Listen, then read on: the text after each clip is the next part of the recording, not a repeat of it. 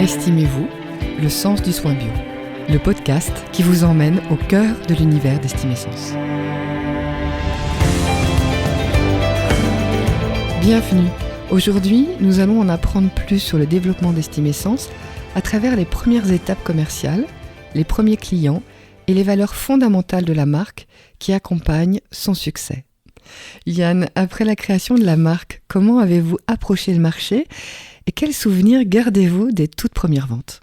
Alors on est en 2009, je quitte donc mon métier dans la parfumerie, je vais lancer le premier produit le 5 mai 2010. Alors cette date elle est importante parce que c'est la date anniversaire de Nathalie, qu'on a entendu dans le premier épisode, qui est mon épouse pour celles qui n'ont pas entendu le premier épisode.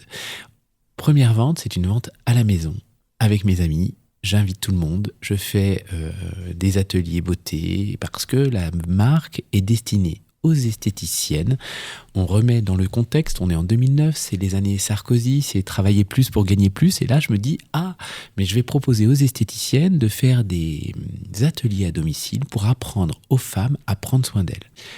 Donc je teste moi-même ces ateliers, ça marche du feu de Dieu, les clientes adorent les produits, elles achètent beaucoup, mais je ne vais pas réussir à développer mon réseau d'esthéticiennes. Pourtant, j'en connais plein, puisque j'en ai dirigé 350 dans ma vie antérieure. Mais je n'arrive pas à trouver des personnes qui ont envie, en fait, de travailler plus, déjà.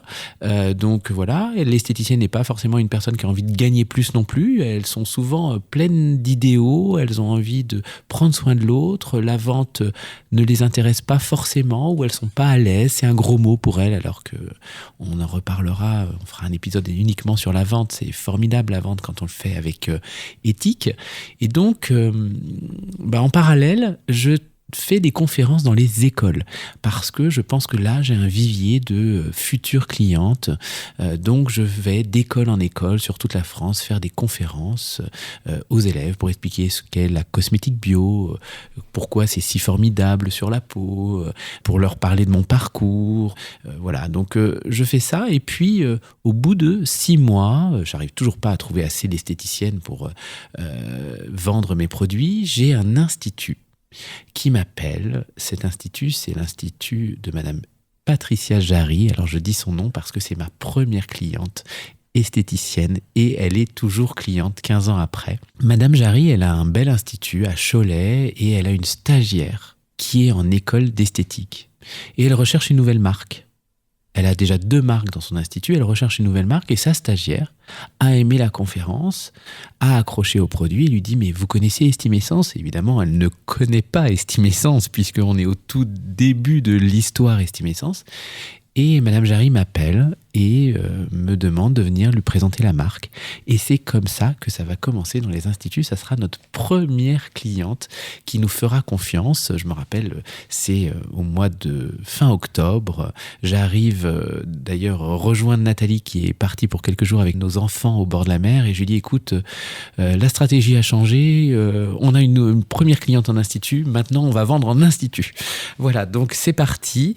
Et puis, ça sera ce travail tout seul à l'époque, avec ma petite mallette. Alors j'appelais, bonjour, je suis Yann, je suis esthéticien, j'ai créé une marque pour les esthéticiennes, j'aimerais venir vous la présenter. Et puis je vais aller comme ça en Loire-Atlantique essentiellement, présenter la marque à mes futures clientes. Et puis ça marche bien, sur 12 prospects, j'ouvre 10 comptes, donc c'est toujours bien accueilli. Le fait que je sois un homme, ça plaît aussi parce que c'est changeant. Le fait que je sois du métier, c'est ce qui fait la différence parce qu'on parle la même langue en fait avec les esthéticiennes, donc c'est vraiment intéressant parce que on peut parler métier. On ne parle pas uniquement rentabilité, bien évidemment, c'est important, on va en parler, mais on parle métier, on parle passion, on a le même langage. Et d'ailleurs, j'aime bien dire aujourd'hui à des esthéticiennes qui viennent me voir sur les salons, évidemment je peux leur vendre ma marque, je l'adore, j'en parle avec passion, c'est vraiment facile pour moi de montrer tous les aspects positifs d'Estimessence. Souvent, je leur dis, écoutez, vous allez sur notre site internet, vous regardez la liste des instituts et puis vous en prenez 1, 2, 3 au hasard et vous appelez une esthéticienne. C'est elle qui vous dira s'il faut travailler ou non avec nous. Donc voilà, on a développé vraiment la distribution auprès des esthéticiennes parce que, comme je l'ai dit dans l'épisode 1, ce sont les seules qui sont capables de faire un diagnostic de peau.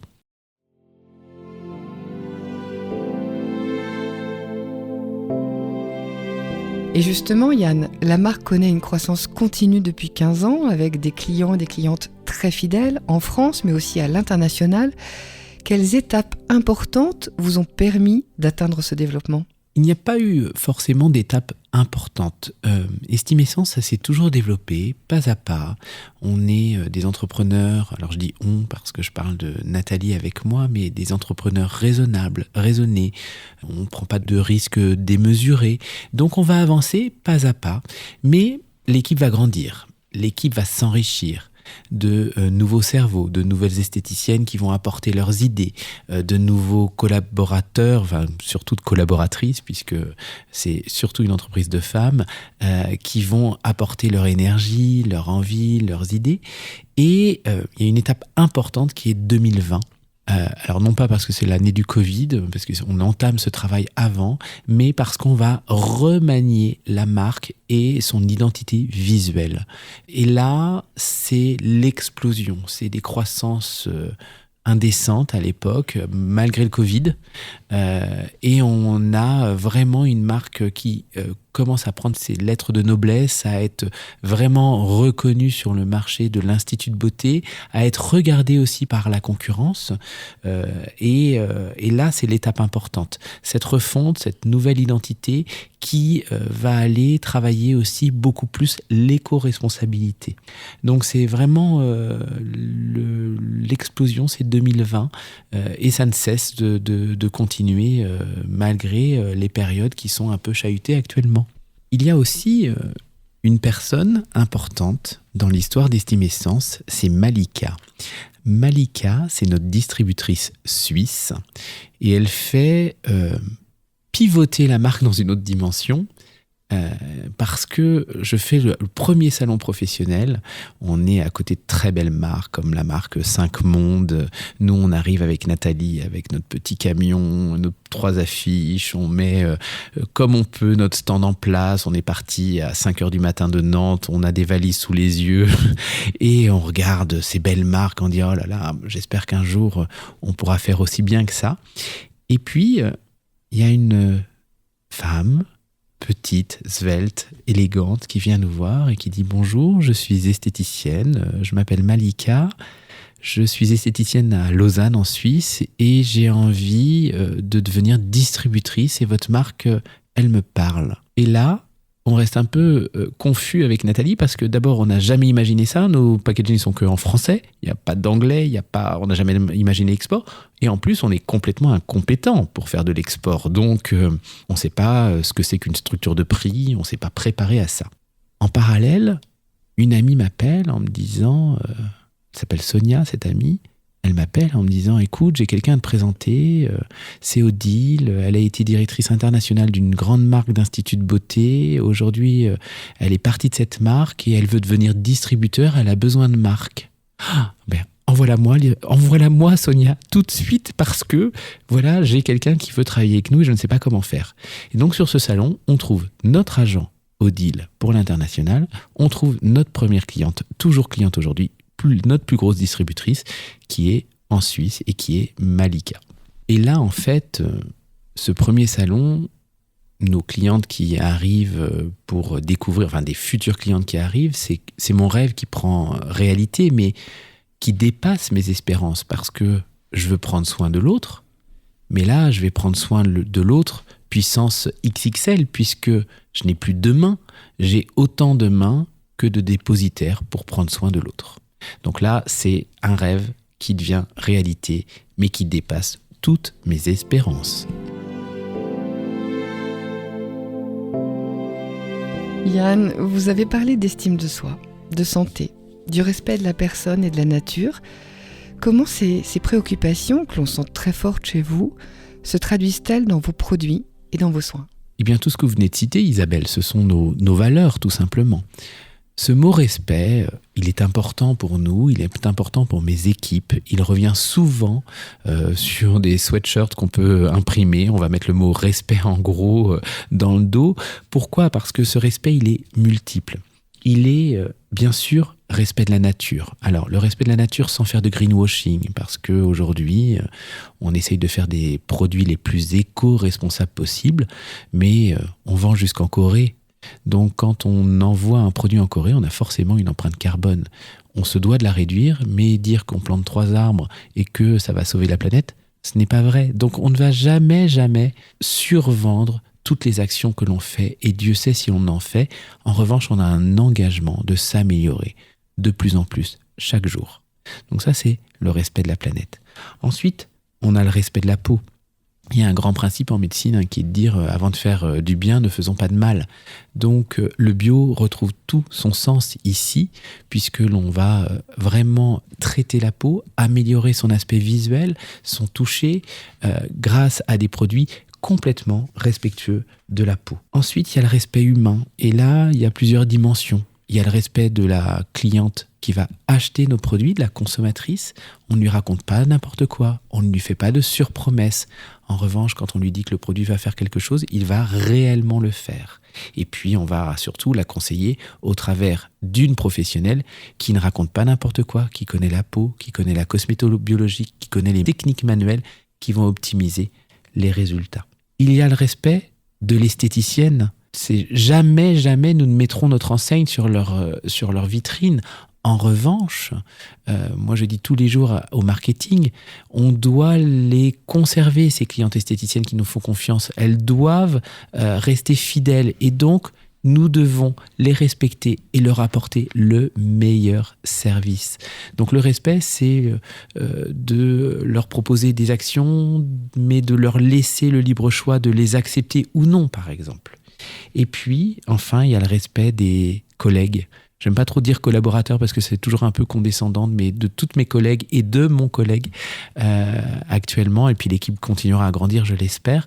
Ce respect au quotidien de chacun. On n'est pas toujours d'accord, on fait pas tous excellemment bien forcément notre job à certains moments, on doit se dire les choses, tout peut se dire, mais ça va dépendre de la façon de le dire.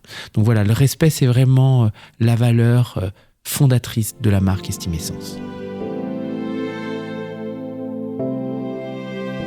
Estime Essence s'engage aussi pour la socio-esthétique, notamment auprès de l'Institut de cancérologie de l'Ouest, et vous participez tous les ans à l'opération Octobre Rose. Pourquoi un tel engagement ? Eh bien parce que j'ai toujours été admiratif de ces femmes qui choisissent la voie de l'esthétique, mais pour travailler en milieu soit social, soit carcéral, soit médical. Là encore, ces femmes-là, elles ont une capacité, une force, une résistance, et elles vont être capables d'être dans des situations avec des personnes qui vont être fragilisées et de retourner chez elles et de pouvoir faire le vide. Tout le monde est d'accord.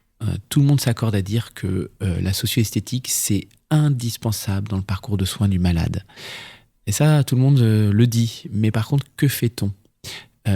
On n'a déjà pas assez d'infirmières, donc imaginez les cliniques, les hôpitaux embaucher des esthéticiennes, c'est compliqué. Donc dès le début d'Estime Essence, j'ai souhaité soutenir la socio-esthétique. Alors j'aurais pu faire quelque chose de plus marketing, j'aurais pu choisir de replanter un arbre comme beaucoup de marques, mais non, ça n'avait pas de sens, pas suffisamment de sens, pour moi. Je voulais plutôt venir en aide à ce métier, à la fois en aide financière par l'apport de produits, de conditions, mais aussi pour le faire connaître. À l'époque, j'avais un institut de beauté, j'avais créé la socio-participation. C'était quoi ? C'était quelques centimes sur une épilation, quelques euros sur un soin, qui permettait de financer des heures de socio-esthétique.